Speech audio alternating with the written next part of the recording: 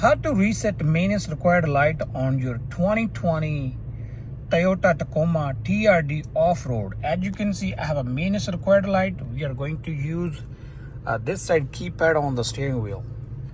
First, you see this one say arrow, like a U-turn kind of thing. We're gonna press U, go back.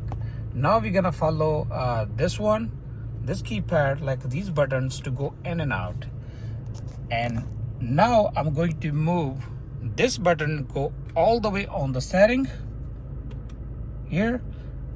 As you can see, now I'm on the setting. We're gonna press the enter button, the middle button, and here we're gonna go all the way down. I'm using down arrow. Here you're gonna say maintenance reset. I'm gonna press one more time and then asking yes. I'm gonna click on top. It's yes. Press enter. Maintenance reset completed.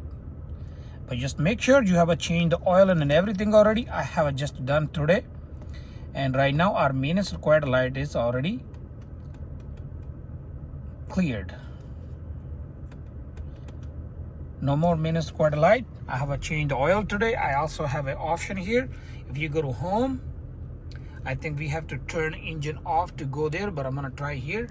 You click on menu, go to setup, and here we're gonna choose vehicle. We're gonna choose vehicle. Here, maintenance, and here we have engine oil. You can put whatever you wanna, like you want to reminder, it will remind you. I have an engine oil. I'm gonna be changing another like 3,000 miles, so I put 3,000 miles. That's all for today. How to reset maintenance required light on your 2020 Toyota Tacoma TRD off-road. Thank you for watching. That was quick.